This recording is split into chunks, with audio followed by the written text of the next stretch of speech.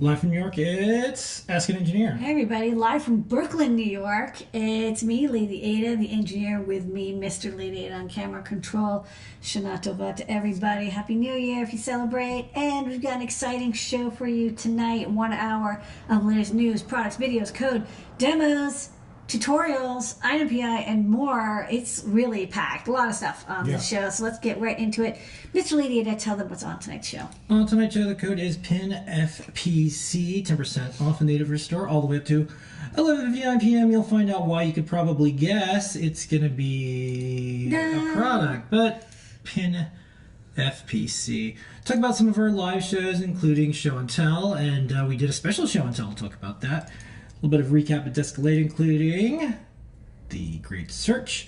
We'll do JP's product pick of the week. We have a bunch of news in the time travel section. We have from the mailbag. We'll have a special neat viewer note that was sent to us that we're going to share. Some 3D printing videos. We have item PI, new product introduction. This week is AM's Osram. Brought to you by DigiKey. We got some top secret. We got some new products. We're going to answer your questions. We do that on Discord. Adafruit.it/Discord. Discord.gg/Adafruit. Don't forget, there's free stuff. Ladyada will talk about that. Use the code. All that good stuff and more on, you guessed it, Ask an Engineer. Beep boop. Okay, Ladyada, let's go. So, code is PINFC. What do people get when they add it to their cart? Okay, if you order from Adafruit.com, we love our distributors, but we'll give you free stuff if you order from us. Yay! And you help support us. $99 or more, we'll get this beautiful black PCB coaster with the Adafruit design on it. $149 or more, we still have KB2040's Pro Micro pinout compatible microcontroller board with the RP2040 chip and SemiQT and buttons. It's a great beginner microcontroller. You can use it for keyboards or like any microcontroller project. $199 or more, you get free UPS ground shipping in the continental United States, and $299 or more, a free Circuit Playground Express, our favorite all-in-one dev board with buttons, sensors, LEDs, and more. Great way to learn to program, great way to learn how to do hardware and electronics. No tools or soldering are required, just need a USB cable and a computer. Okay, we do a bunch of live shows every single week. Lots going on. Show and Tell. 7:30 p.m. Eastern Time. Thank you so much, JP, for hosting this week. We're going to watch it pretty soon. I don't know what was on the show and tell, but the reason is we just did a special show and tell with the Open Source Hardware Association. Yay.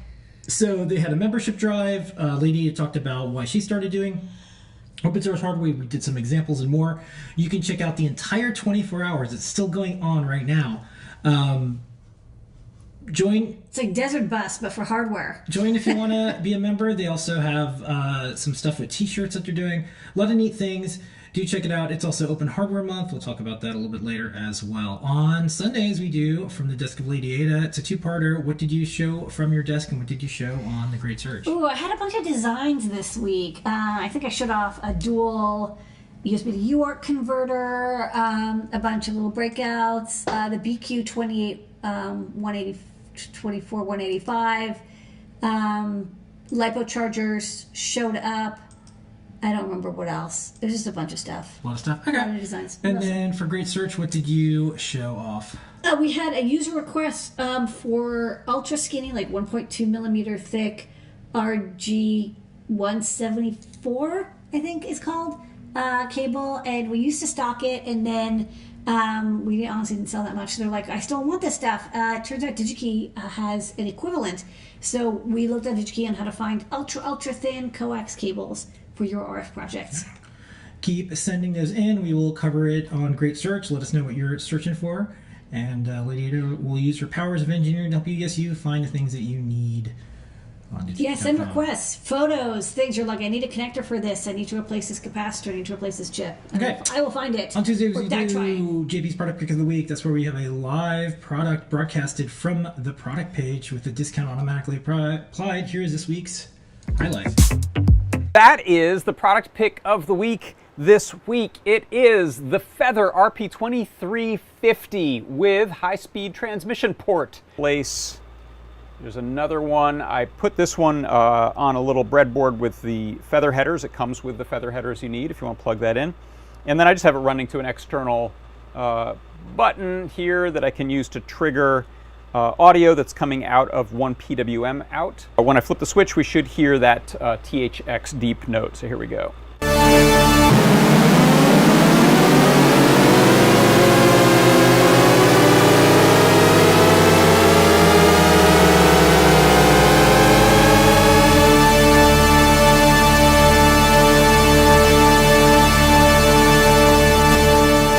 It is Feather RP2350 with HSTX port.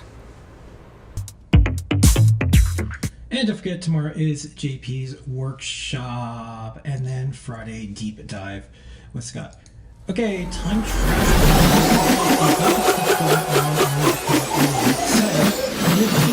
To it being Open Hardware Month, we also have a special series of posts that we're doing. Oh, that's so cute. Yeah, so this is, we're calling it Shacktoberfest by Adafruit. And the reason is there's a bunch of folks who have memories of Radio Shacks kind of basically gone. And so they're talking about the first kit they had or the Force Mims book or a variety of things. We're going to have some of our older posts from the different versions of Radio Shack over the years that we've done stuff with.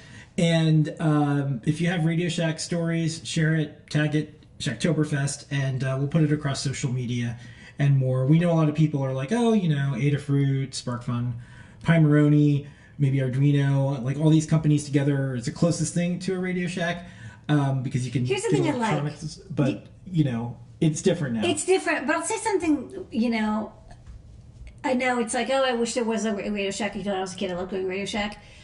But I feel like there's so many products now that a Radio Shack could, we stock Micro Center. 5,000. Micro Center has a lot. Close, but it's like there's something like we can link to the data sheets and you can link to tutorials. Yeah. Like Radio Shack never did like guides and tutorials and videos. There was less types of electronics and it was a different type of experience. But I say, it's more isolated. I know, take the best of what Radio Shack was, do things in the ways that you can, and celebrate the memories, and teach the next generation of people of what it was like, and then they have their chance to do what they like. Maybe it'll be a little different.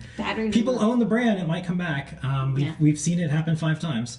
Okay, next up, Ladyada was in the Brooklyn local newspaper, the Brooklyn paper, and it's about our new factory in Industry City, and it's called Circuit Breaker, How More Freed, Wired, Brooklyn's woman-owned tech movement with Biz Adafruit. Yay! Me Me with my scissors. You with your giant scissors and more. It's linked into our press page. Do check it out. And then I have a article that I wrote. I have a couple articles that I did, so I'm not going to go through it too much here, but do read them.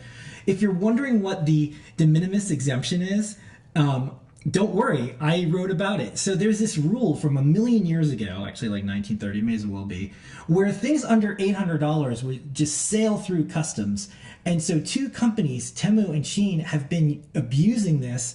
They're responsible for most of it. And every political season, someone promises they're going to close this loophole. This has been promised so many times. I don't think it's going to happen. Exactly. But there was another press release from whatever latest administration. They all say they're going to do this. But basically, everything is going in via this unclassified, undocumented, no custom forms. So if you're wondering how some of these things are so cheap, this is one of the reasons. So it's a very interesting law from the 30s that was supposed to encourage imports when in the 30s there wasn't a lot of things being imported. Certainly, It's a different world. Not like this. Not like this. So Was it like 30% of all? Like no, it's 80% comes from two companies. Yeah. That's what's being reported. So, anyways, I wrote an article about it, and there's a couple other things that I linked to if you look at it. There's an effort to close the loophole for the international shipping that makes it so. Why are things so cheap when you order it and it comes overseas, but when you want to ship something out, it's expensive? Sweden had added a per package VAT for packages from China.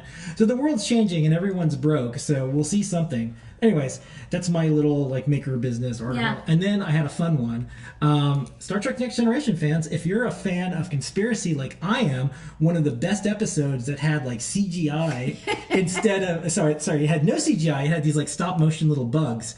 Well, someone was going through a warehouse and they found the actual mold for this. And there's a podcast and it's all about Star Trek. They contacted them. They got this mold.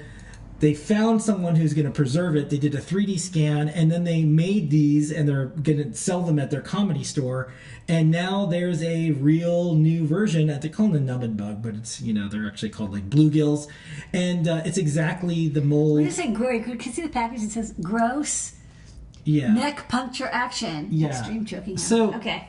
So anyways, I have a neat story. No word on what happened to this puppet that burst out of the guy. Ooh, but it's a very good maker story about how this mold was found and how they're preserving it. I emailed them. I said, hey, when you're done, maybe you can send the file over and maybe we'll do like a project with it. We'll see how that goes.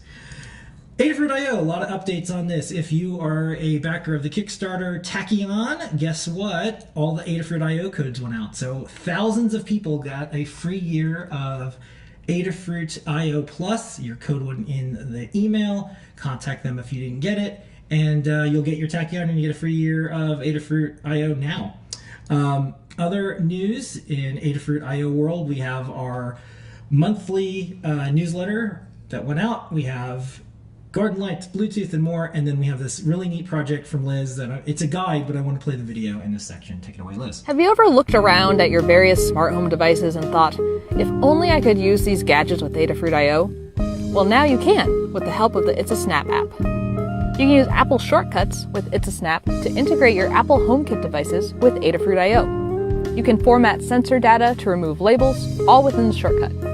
Whenever the shortcuts are run, the current values are sent to your IO feeds. You can also control devices using a shortcut and automation triggered by Adafruit IO actions.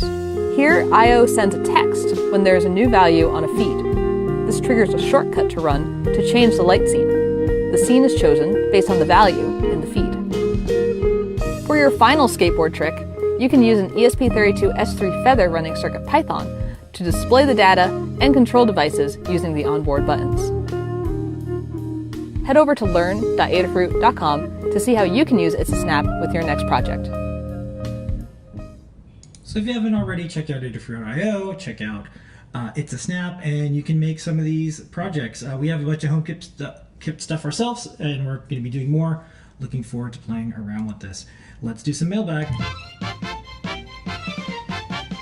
Letters. We get letters. We get tweets and we get emails. Alrighty, people people send us nice notes. This one came in. I just removed the name and email address. And it was titled Adafruit in Space. I'm watching the Cal Poly CubeSat Developers Workshop videos on YouTube, and the Naval Academy is presenting their Naval Academy standard bus design. It's driven by a feather. The pictures are around 2 hours 57 minutes, and then he wrote back later and he said, "Oh, it was actually 2 hours 54 minutes." So I grabbed some screenshots. We're doing a post about this, and it's the CubeSat. Our stuff has been in space before, but they standardize on Feather, and other CubeSats standardize on CircuitPython. So you can see where they say the Feather board is, and then of course here is Yay! Payloads. bus payload, and you can. It's a great 2-hour-ish presentation. You can see how they actually use all these things in their very fast, get it to the students and get them working on what the payloads are going to be right away. Do check it out. Okay, Python on hardware time, Ladyada. So this week in the newsletter, lots of stuff going on. Bit of a recap because we are celebrating our ribbon cutting. So you can see that there's a MicroPython memory profiler. We did that event. The Which event just that's going on. finished. Yeah, so this is like real time. RISC-V on Raspberry Pi, Okay. Pico 2. So this is cool, the RISC-V on Pico 2. So, you know, a lot of people may remember when the RP2350 was released, we did a video and we basically said, like, there's a couple things that are really interesting about it. There's this HSTX, which we'll talk about because we have a new product that uses HSTX. But if you want to experiment with RISC-V, you basically get like free bonus RISC-V cores on the RP2350. And believe me, having stocked a lot of RISC-V stuff, most of it doesn't exist anymore. It's very, very fly-by-night, which is fine. But now you get a RISC-V core, not a microcontroller scale, one not Linux scale. But what you can experiment with, try out, and from a reputable company that has data sheets with good peripherals, with a good SDK that you know will be around for a long time. So this is the first time I can actually tell people, like, you want to do RISC-V, this chip is for you. Okay. And then more, there's C++ versus MicroPython. You can watch the video. Everyone loves doing these versus I love how things. they're like, versus at the end, they're like, you know what, both are good. Yeah. Both are good, guys. Well, you have to have the catchy, clickbaity title. I get it, it's fine. Okay. And so lots of recaps and more. A lot of Raspberry Pi news that came in. And of course, projects. Oh, I like this too. Did you get this book? I think. Oh, sorry, that was popular last week. Yeah. I was like, yeah, this is really great. Yeah. Sonio, 2 highlights this week I wanted to talk about. First up, there is this. This is the e-ink CircuitPython countdown with custom stand. This is by Jepler. Ooh. Do check it out. There's a lot of neat things that you can do with countdown clocks. CircuitPython makes it easier, and then you could see kind of why Jeff did this and what things he learned along the way from how to take a PCB design, an Eagle format, and then put it in FreeCAD. Lots of neat things. This is like one of my favorite guides because it's like, oh, you understand the reasoning behind things, not just the step-by-step too. And then this one, I like this too because I like custom fonts. So you can create a reduced size bitmap font from a TTF file. So one of the cool things about CircuitPython is you can put in these bitmap fonts, but they get kind of big, but you might not need all the characters. You don't need the characters, and we can simplify it. So PCF is smaller than BDF, which is great. I remember we added PCF support, and then this person also goes through and shows how to like simplify some of the characters. Yeah. And you can get, I mean, we try to give you as much disk space as possible, but especially on stuff like the Pico, where you only have like 1 meg or less. But it just makes sense to optimize anyways, so Yeah. it makes everything faster and better. By the way, you know, if you want to do stuff with custom fonts, CircuitPython is like the best way to do custom font, custom graphics, user interfaces. Like we support any font you want and that's natively. why e-ink is really neat. You can't do that with Arduino even. That's why the e-ink stuff is really neat because you can use custom fonts with that. Usually people are like, oh, I turn it into a spray and you draw the image. No, you actually get a full font file, and we have international support too, by the way. Yeah, Klingon. Very cool. Yes, Klingon font. So, Kanji. also we're updating Emoji. CircuitPython.org. Stop by the 2 p.m. community meetings and also stop by the Discord channel. We're looking for input, lots more graphics and stuff like that. That's going to be kind of the main thing, of course, but we're going to make it easier for us to update. It's a static site running off GitHub which is really good because we don't want to maintain a server that will forever be out of date. That's how servers like to run. So we're using GitHub to publish it, so you'll be able to probably do a bunch of stuff as we open it up more for folks. That's the newsletter for the week, every single week delivered to your inbox, or you can get on the blog or RSS or a variety of different ways. Adafruitdaily.com. It's a separate website because we don't want to intermingle your store account with things like email newsletters because we respect your privacy. Okay, open source hardware. It's Open Hardware Month, as I mentioned before. We just did the show and tell. Do check out our posts throughout the month. It's Open Hardware Month, and check out Oshawa.org. And then for our stuff, we have a bunch of open source hardware, of course, that we've been publishing. On the big board this week, Ladyada, what is it? Okay, a lot of guides went live this week, which is super cool. So last week I think we ended with the iOS It's a Snap photo display, which is cool. You can take a photo on your iPhone or mobile device or an iOS device and then have it sent to Adafruit IO and it will display instantaneously. So it's like a cool like Insta photo frame using all open source software. The prop maker jack-o'-lantern is a really cool build. There's like this. The pumpkin head is from IKEA, but they designed this thing that lets you spin it around with a prop maker feather and servo, and also plays audio clips. It uses a distance sensor to determine how far somebody is. It's a nice. It's a different build. Like it's not just the same old pumpkin. It's kind of a new thing, and it looks like a finished product. HID Reporter. This project is from JP. This is something like I would find useful. You have a keyboard or another device and you're like, what are the HID reports that each key press is sending, especially if you're like trying to debug a keyboard, or like, you know, this, you can build off this and build, you know, make your own like keyboard interpreter. You plug in a keyboard and you just type in a character and it will give you the HID 6-byte character codes of like what it is detecting, which you can use to analyze the keyboard. Fog Machine, this is by Erin. She did a really great job with how to control a off-the-shelf fog machine that has a remote. How do you like interface a remote with electronics and use it with like Adafruit IO or CircuitPython or Arduino?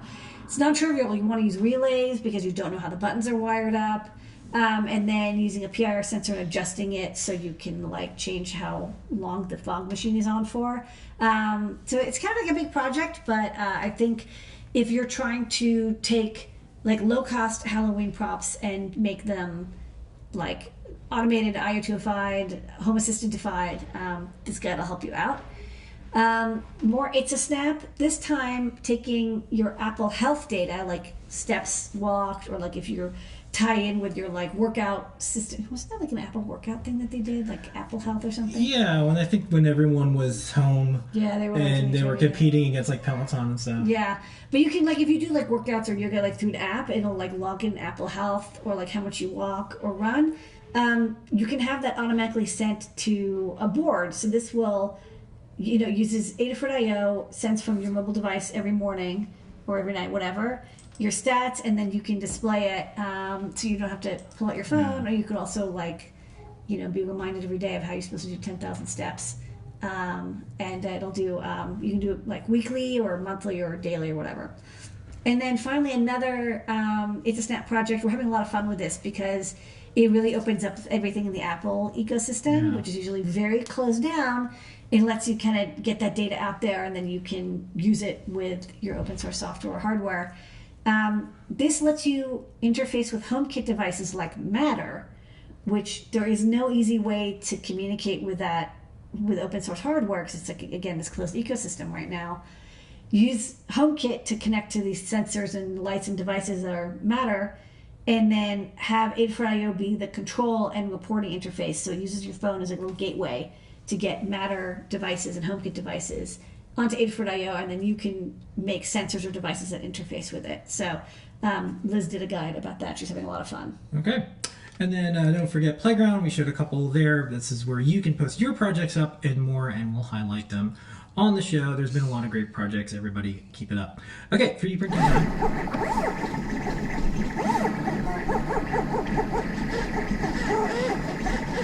We're going to do 2 videos back to back. One is probably can guess, there's a Halloween theme one and then a speed up. We will see you on the other side for Eye on MPI.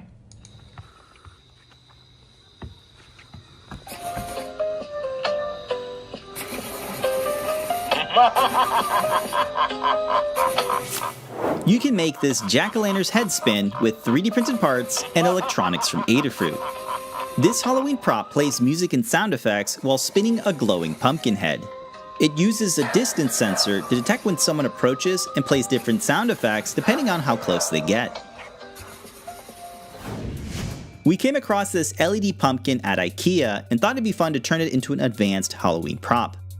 The two different faces inspired us to add a continuous servo to make its head spin. This uses the Adafruit RP2040 Prop Maker Feather. It makes adding lights and sounds to your Halloween projects really easy, and it's got tons of beginner-friendly features. You can just plug in servos and LEDs to quickly build advanced projects. Adafruit CircuitPython features libraries for controlling servos, sensors, and audio playback. The project's demo code features customizable values so you can easily change the sound effects, servo movements, and the preset distances. This time-of-flight sensor can detect objects from 13 feet away and as close as 1 inch in proximity. We think this makes for a unique Halloween prop that you just can't buy from any store. We designed our 3D printed base to house all of the electronics and features some design cues from Gothic architecture. A continuous microservo is mounted inside the base and uses an internal gear mechanism to rotate the pumpkin 360 degrees. Everything just plugs into the Prop Maker Feather, making the assembly for this project a lot like building IKEA furniture. The electronics are attached to the 3D printed parts with screws, and a few of them simply snap fit together. Our 3D model is open source and free to download. We designed the gears to mesh together nicely by utilizing motion linking to simulate the rotation. I think this mechanism could be adapted to work with a custom pumpkin, a skull, or really any of your favorite Halloween props. This project is completely open source, so all the code, files, and assets are free to download. To build this project, check out the Learn Guide for a full step-by-step tutorial. We hope this inspires you to check out the Adafruit RP2040 Prop Maker Feather and CircuitPython for building your next Halloween prop.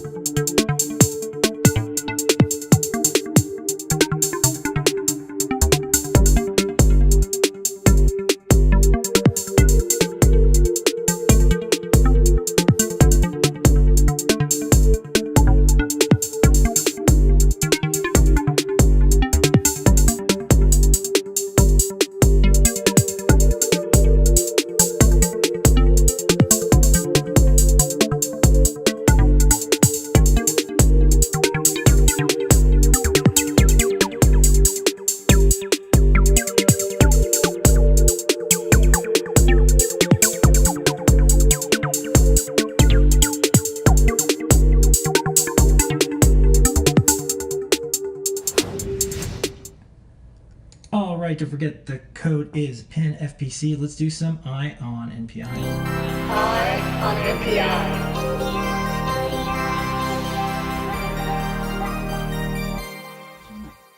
What you said? AMS. AMS. All right. Brought to you by DigiKey. Breaking news. It's AMS Osram. I said AMS. Yeah. Sorry. I'm sure this has happened before, but now use my mistakes for you to learn. Learn from me. It's not a big deal. No, I mean, it's confusing. AMS Osram. Ladyada, what is the new product introduction of the week this week from AMS Osram? Well, it's a really good one, so I wanted to say right. So this week it's the TMF 8806. This is a time of flight sensor from AMS Osram. And I really like some stuff caught my eye with this. So, you know, time of flight sensor is for distance sensing. There's been a lot of time of flight sensors on the market. This one has up to 5 meters distance. It's fairly low cost. It's like, I don't know, like $2.25. It's got I2C. It's a very tiny, easy to pick and place package. And like other time-of-flight sensors, the way it works is it has this laser, and it beeps out little laser packets of light, bounces off of the target, and measures the signal coming back. And then the amount of time it takes, that time of flight, is lets you know the distance. Now you might be saying, like, well, like light goes really, really fast. It goes at the speed of light. So that's pretty impressive that you can have a microcontroller that can test and verify the time it takes. It's like, picoseconds. And the answer is like, yes, that's very, very challenging. In fact, the biggest technological complexity of these sensors is how to get that 7 picosecond resolution, or whatever, to 10 picosecond resolution, in order to predictably measure distance up to 5 meters and as little as, I think, 20 millimeters. And one of the challenging things is that, there's that diagram is like, oh, all you do is bounce some light off and you measure it coming back. But the thing is that the lens and the laser and the object aren't like perfectly flat reflective devices. Like there is this 10-degree illumination field, and you can tell it's not perfectly flat. Like there is some variation from the corners, and the light might move out a little bit. There might be some diffraction in the humidity in the air. The device might be rough, so the object might be rough, it might be shiny, it might be smooth, it might be black, it might be white, it might be gray. And so when you get the data back from the sensors, from the SPAD, the avalanche diode, you don't get like a single magical blip. You get like this kind of histogram of data. And that histogram has to be then analyzed and filtered to know, like, to remove any double bounces, to remove outliers, and to get to correlate that to the actual distance of the object being measured. So, and that's like, not that these time-of-flight sensors are simple, but there's a lot of vendors that sell time-of-flight sensors, but the real complexity is how do you filter and manage this histogram, and also keep the cost of the packaging low and have it work in all sorts of environmental conditions. So you look at the block diagram of like the TMF8806, you see that on the right there's the optics and the the laser and the filter and the the whatever reflective surface and the stuff bouncing back, and there's like ambient light, and then there's the driver for this and the time manager. But the really the computationally intense stuff is happening on a Cortex M0, and this is really common. In fact, pretty much every time-of-flight sensor that we've stocked, historically the ST series, but there's tons of other TMF sensors, all of them have a Cortex M0 inside. But the thing that's frustrating to me when I'm dealing with a lot of these time-of-flight sensors is that there's this firmware that you oftentimes have to load yourself. And so, like, for this time-of-flight sensor, when you want to compile it, there's this 22,000 line firmware hex that you have to compile into your host microcontroller, and then when you connect over I2C, you have to like download the firmware. And like I've seen this in sensors like cameras and like Wi-Fi chips, Bluetooth, but it's like I'm starting to see this more and more in sensors because of the complexity of that filtering work that the Cortex M0 does, and how you might want to like update that code and use like the latest version. Okay, the problem is though it makes it really hard to port the code, and it makes it hard to use it on, like, if you have a lot of sensors and a small microcontroller, you run out of space. So there's a lot of time-of-flight sensors that I say, like, you can't run this in, like, CircuitPython necessarily and get all the capabilities, or you can't run it in, like, an Arduino Uno 8-bit microcontroller. But what I like about the TMF8806 is one of the specific things that they did is the firmware comes pre-programmed. Like, you can load new firmware if you like, but the default is ready to go. And so when you start it up, you can basically start doing measurements within 5 milliseconds, because the microcontroller firmware doesn't have to be loaded over as I2C, which is like slow even at 1 megahertz. you could start the ROM application instantly and, within, according to this scale, about 2.4 plus 1.1 plus 0.7, less than 5 milliseconds, you're booted up from deep sleep or reset, and you can take measurements. And of course, it's also like really easy to code. So, if you're using the built-in firmware, these are the I2C commands. And, compared to most time-of-flight sensors, this is quite simple. You actually could port this to like your favorite microcontroller, your favorite programming language. You want this in Rust. You want this in Lua. You want this in MicroPython. You could actually do it. It's that simple. And the hardware is also very easy to use. The pinout is, pretty straightforward. You run it off of 3.3 volts. You can also run it off of 1.8 volts if you like. Give it power, I2C, there's a reset pin, there's, an interrupt output, and then there's a couple I/O, but pretty much it's like, your standard, a lot of these sensors come like an OFPGA, I think is what it's called. It's like a little plastic piece with the pads on the bottom, but very easy to pick in place and very easy to reflow. Couple things to note though, so I do like the simplicity and low cost and ease of use. I will say that the 5 meter, when you look into it, it's like the 5 meter range, you kind of get it only with very specific situations. It doesn't look like you're going to get a full 5 meter range with your kind of wide range of environmental situations with light and reflectivity. Looks like, 2.5 to 3 to 4 meters is much more reasonable. But that's true of every time-of-flight sensor. It's like once you're bouncing little laser packets off something 5 meters away, it gets tough to be accurate, precise.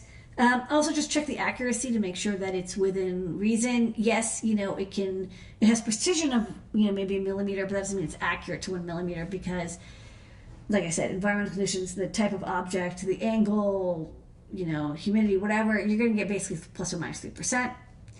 And if you do want to do 5 meters, you might have to calibrate the data. There's calibration examples on the libraries, which I'll show next, for how to calibrate it based on your lensing and situation. Of the 3 modes that you can boot it up into default, it looks like the 2.5 meter mode is kind of the most like plug and play, to be honest. And then what I also like is they published libraries. So there's a ready to go Arduino Uno driver. Like I said, if it fits on Arduino Uno, it's going to fit on any microcontroller you could possibly want to throw this at.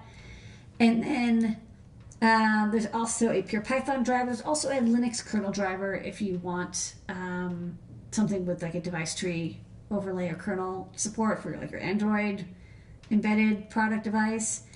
And then there's a shield. The shield comes with a microcontroller built in, so you don't actually need to use a separate Arduino if you don't want, although you can break apart the microcontroller for the valve board if you do.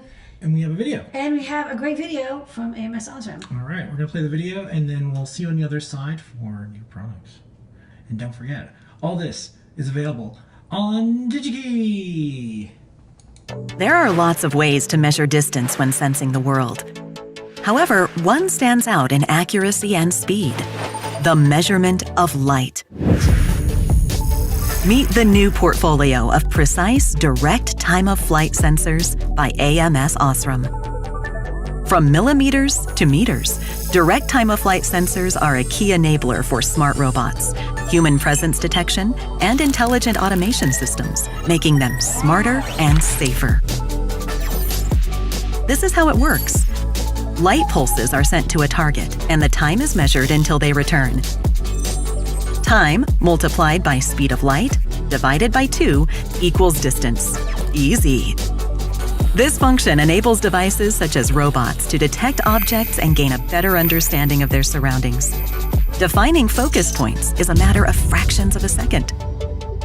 Direct time-of-flight sensors house our world-class VCSEL technology for the light pulse generation and the highly sensitive AMS Osram SPAD receiver. They run at extremely low power consumption. They're easy to implement, configure, and use. And they are ultra small. Direct time-of-flight sensors fit into the small bezels of today's screens, where they enable automatic activation of user recognition. Even curious onlookers can be detected. This feature offers enhanced security and is provided by the multi-zone detection capability of certain products in our portfolio. With multi-zone direct time of flight, human-machine interfaces become touchless. Gesture recognition offers a new way to interact, offering endless possibilities for exciting applications. In summary, direct time of flight sensors give devices the ability to measure distance to objects in light speed, enabling applications like autonomous navigation, presence detection, trigger sensing, or gesture recognition. With its outstanding features, the AMS Osram portfolio enables customers to release their ideas. Choose the world's smallest direct time-of-flight sensors. Choose AMS Osram.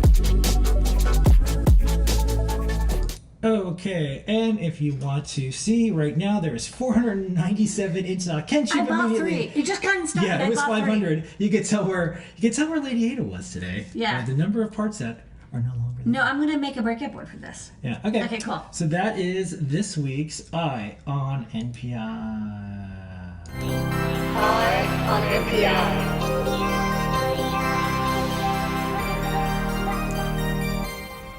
Okay, don't forget the code is PINFPC. Ladyada, it's time for new products. Let's do it.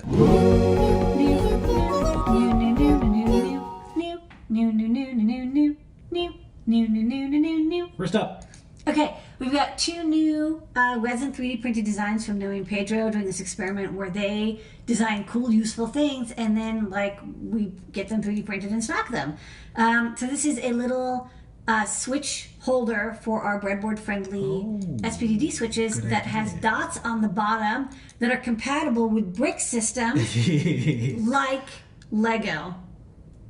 Yeah. Brick systems. Brick systems. Brick systems. Also, we have a feather or feather wing holder brick systems when I was a system. kid. Yeah, brick systems. We all did. You have brick systems. You want to add feather microcontroller boards. This will fit any of our kind of standard 2-inch by 0.9 inch, which is like 99% of our feathers and feather wings. But I think like the phone of feathers, the only one that's longer. These are cool. Very low cost, only like $1 or $2, and then you can, if you're building projects that you want to like mechanize Lego, but you don't want to spend money on used Mindstorms kits, and you also want to use CircuitPython or Arduino. Yeah. Make it easy. That's cool. Okay, next up, everyone has heard about this going around the interwebs. It's the Raspberry Pi AI camera. Yeah, so this is the new camera. It's like a little bit bigger than the standard camera. This uses, I think, was it the Sony? Yeah, there's Sony IMAX 500, I think is the name of the camera. And it basically has built-in inference engine capabilities, which means that if you don't want to use your Pi 5, if you want to do image classification recognition, and you don't want to use all of the processing power of the Pi 5 or Pi 4, or if you're running a Pi 0 and you're like, there's no way you're going to run TensorFlow Lite on it, this camera will let you do it so you can use that processing power for rendering or like video playback or browsing or different machine learning stuff. So we have this in stock. I think it works, it's going to work best with a Pi 5 or Pi 4, but I think you can run it on a Pi 0 if you like. Okay, and then, here's all the ways it connects up. Okay, next up. Okay, next up we have a digital Hall effect sensor, and can you click here because I cannot remember the name. Scout Makes, yeah. Scout Makes, which sells like a cool FM kit, a couple robot kits with us. They made this Hall effect sensor. I was like, oh, that's cute. I haven't gotten around to making one. It's straightforward. You can use a STEMMA PH cable for breadboard compatibility or your mounting capability, and then it just detects when a magnet is nearby, which is really handy because you can detect when a specific thing is nearby, but the orientation doesn't matter as much, and you can hide a magnet in like the object itself. Magnets and read relays or magnetometers are often used for like detecting when something's been opened, like a door or a window or a shelf, because the magnet's on one side, and when it gets pulled away, the absence or appearance of the magnetic field is what sets it off. Okay. Anyways, super easy to use. Yeah. All right. Start the show tonight. Besides you, Ladyada, our customers our team, our community, and everyone who does open source hardware. Happy Open Hardware Month. Yay, please join. Our STX2 DVI adapter board. So we had the RP2350 Feather come out a couple weeks ago, and people were like, what's that thing on the end? It's an HSTX connector. And they're like, what does that connect to? And I'm like, this DVI board that I have to finish and get out. So I finished it and got it out. If you have... Bam! You have a Feather RP2350 and you want to display graphics, maybe not like video, but like, text or animations on a HDMI monitor or display or anything that has DVI input. Could be a projector, could be like a video game system, whatever. This board will take that connector and turn the FPC into a proper DVI port, which you can then use with HDMI. And it doesn't do audio, it just does video. But what's cool about the RP2350 is that HSTX peripheral, which is a new peripheral, it wasn't on the RP2040, lets you do DVI output graphics without using a second core and without using a lot of PIO. Because there was a hack to use the RP2040 to generate DVI, but you had to overclock it and you had to use you use DMA and the PIO and a second core. It was a lot of work. It was a little overwhelming. And what's cool is now there is a little piece of silicon that does it all for you. You don't have to overclock, you don't have to use a second core, you don't have to use PIO. You can point it at the buffer and it kind of does a lot of the work for you. So in this case is a CircuitPython demo. We're displaying 240 by 320 pixels, 16-bit color, and they're pixel doubled. And that we do that so that the output is 640 by 480, which is the minimum legal DVI HDMI resolution. You can also do true 640 by 480, but you're only going to get 8-bit color or 4-bit color because you just don't have enough RAM on the RP2350. Maybe with PSRAM, we'll be able to get more colors and higher resolution. But still, this is usually something which you would need like a full Linux compatible board for, but now you can do it with just your Feather RP2350. So yeah, it has level shifting, I2C, clean signals, mounting pads. You just need the cable and your Feather RP2350 and you're ready to go. Powerful. Disney products.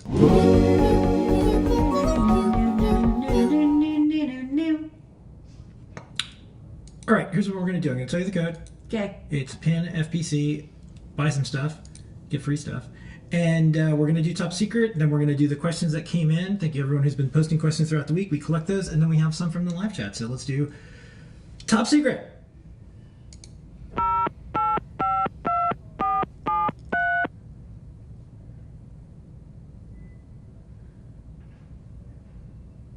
All right, Ladyada, what's this? Okay, this is from space. Now, back up a little bit. These are cafe lights. So, these are plastic, weatherproof NeoPixels. And if you look, there's actually 3 NeoPixel inside each one. So they're not like super, super bright, but, they're good for decorative lighting.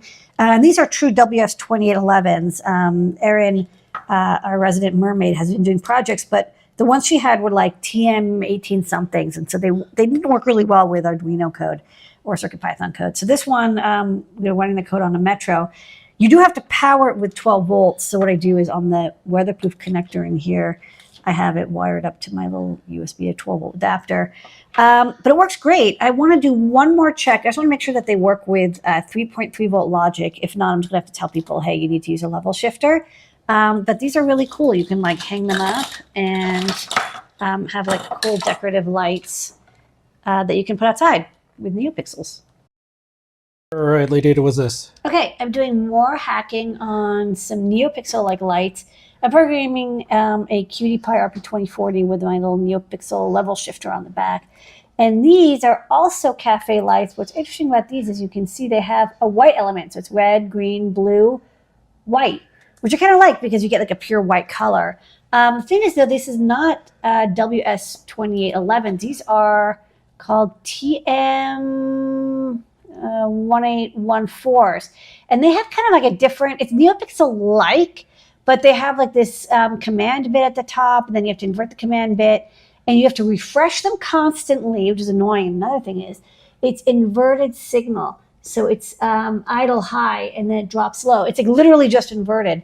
So to get this running, I was playing with WLED, but to be honest, it was faster for me to just take some PIO code and I just inverted the instructions. So instead of being like output side 0 or 1, I swapped them. And then I wrote some like quick CircuitPython code to cycle through all the colors. And this is what I got. So these work. I mean, it's tough because the WS2811s don't have a 4-channel output. So if you want white LEDs, you do need to use a different chip because you want 12 volts, like 3 LED output. It does work. WLED kind of works, and I can get some CircuitPython and Arduino support going for people. So I think I'll still stock these. What's this? Okay. As I was doing all those cafe lights, I was like, you know what would be really awesome is something that makes my life easier and level shifts NeoPixel signal from 3.3 volt to 5 volt, and or gives me an inverted output signal for the TM1814. So like I did figure out with PIO, but the problem is that I won't always have PIO, right? Sometimes you're going to be running on ESP32, or you're going to be running on whatever, some other device. And so this is a little inverter logic level thingy or bobber that will get you all sorts of different. I think I'm going to send this video next time someone asks how you develop products. It's like I was sitting there doing something else. I had to make a product to make this. No, I was so frustrated because of like this inversion and like the. This is cool because like your frustration turned into a product. Okay, buy some pain and frustrating and some suffering here. Okay. So this has it's coming soon. It has a little booster to take 3 volts and give you 5 volts with a signal. Level shifter is a dual level shifter for 2 signals, and then an inverter, so you get like the data 5, inverted data 5, and then clock 5 ground. So yeah, this should solve all my stupid pixel problems. Okay, cool. That's top secret for the week.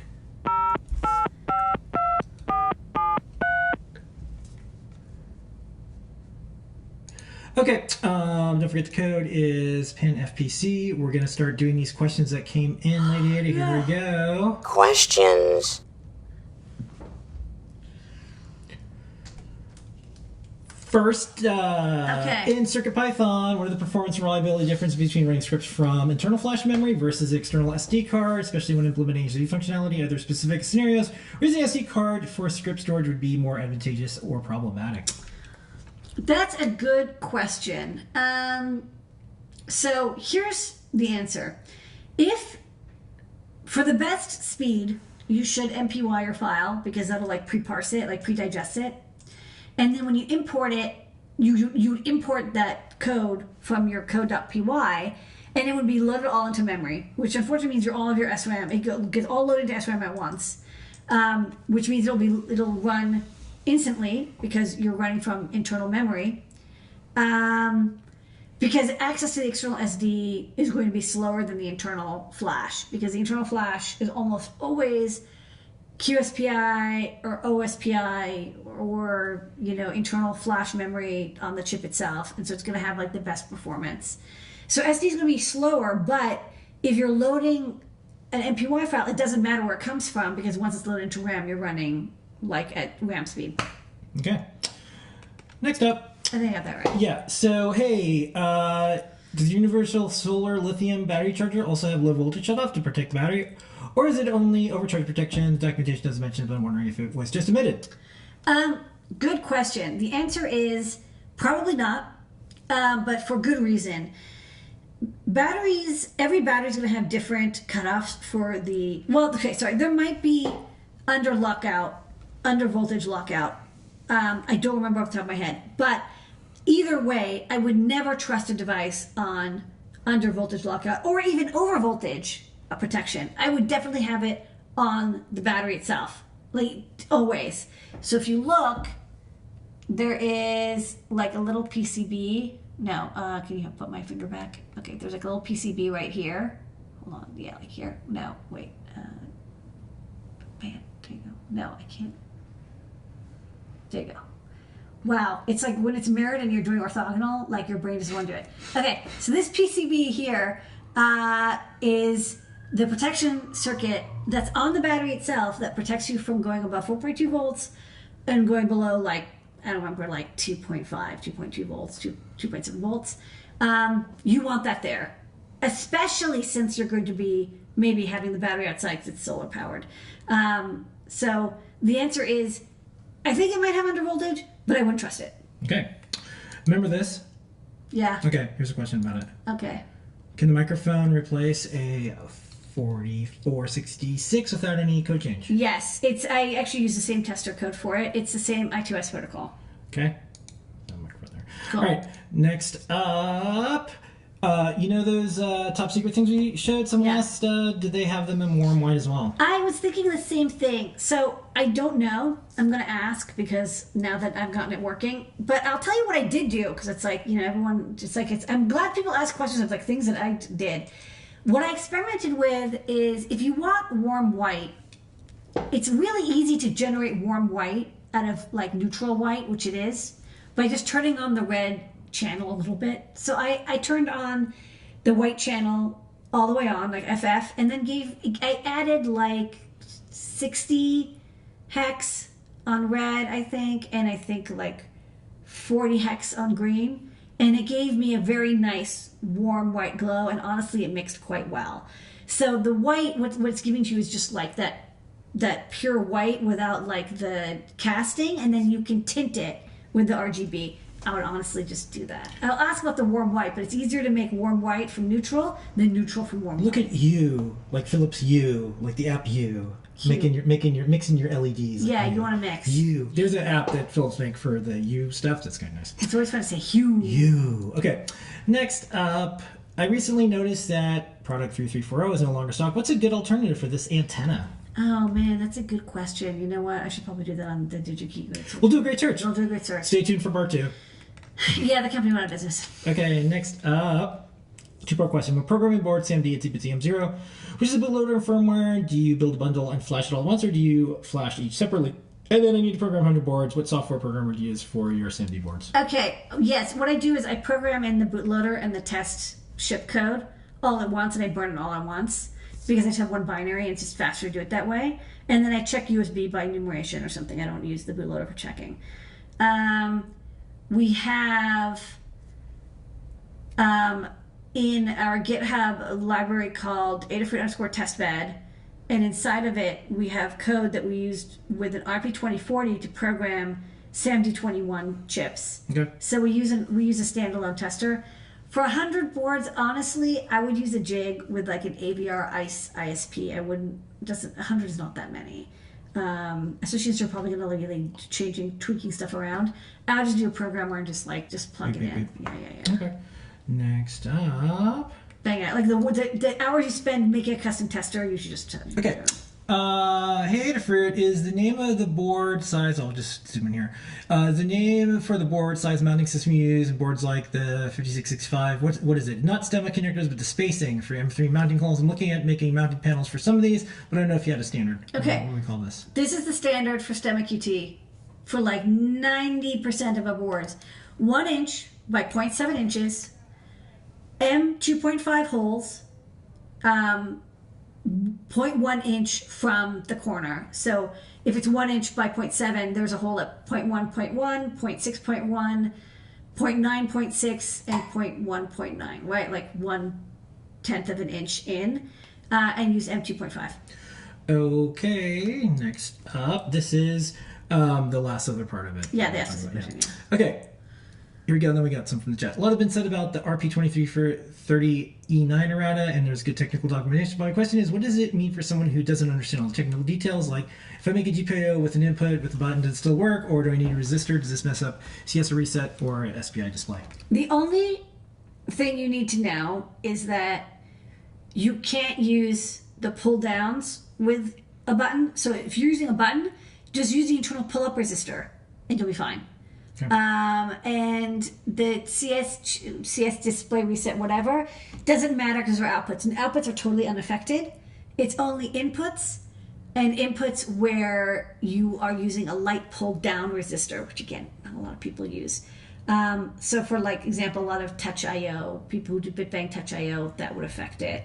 There are some people who did buttons that are pull down and very light pull downs. You just change the pull down resistor to be like 4K instead of 100K. Okay, and then we have some from the chat. First one is, what crimp die, area, volume, dimensions are necessary for the JST, SHPH, and 2.5 millimeter DuPont if someone wanted to DIY some cables?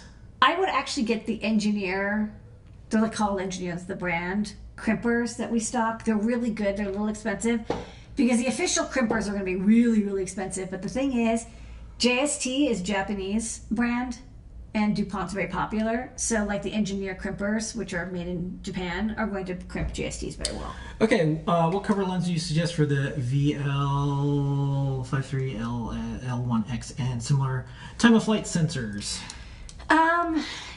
Historically people use Gorilla Glass because you're going phones. Honestly, I would contact ST because they have an app note specifically on cover glass stuff. Okay. Are there chips built with built-in optics like today's time of flight sensor, but for barcode reading? Not chips, but there's like modules. If we stock a barcode reader off the shelf that will just spit the barcode reading over UART, and you don't need a separate microcontroller or computer. High praise for those Engineer crimpers from the chat. And then the last question of the night is going to be hard. Perhaps the hardest question asked in a very long time. What's your favorite food joint near us now that we're in Brooklyn? I have two. Which one is yours? What do you want? I'm going to say there's two right now, and this is going to change every week because, you get obsessed about something. So Winter is fantastic. Winter's good. With breads and soups and all that stuff. Yeah. And then Yield Bagel Shop. Yield Bagel Shop is... The bagels are really good. It's really good. And the cream cheese is really good. Everything about NYC is correct. It is like... We've been trying lots of different bagels because we're like, well, let's find the place that we will always know the bagels are fantastic. People have some bullshit bagel opinions, but let me tell you... Yeah. I have good bagel opinions. In Manhattan, Tal bagels are the best. No question. They're like the best bagels. Yeah. Better than Murray's or Zucker, whatever they're called now. The best for you. Better than B&H. The best for you. Or H&H. So anyways. Also B&H, which does sell bagels. And then and Tal, which they have, I think like they're in near Chelsea. So... Equivalent in Brooklyn, Yield Bagel Shop. Yield Bagel Shop so far is really good. So far. We tried bagel. We've been trying. We've tried one. And then Winter. Correct amount of scallions. Yeah, Winter. You can't order ahead, so you just have to make sure you plan. But it's worth it because there's always lines and lines and lines. Anyways. Okay. That's our show. Thank you for the good questions tonight. All right, everybody. Thank you so much for joining us. We'll see everybody throughout the week. Thank you so much, our team, our customers, our community, and more. We will see everybody next week. This has been an Adafruit production. Here is your moment of Zener. Moment of bagel.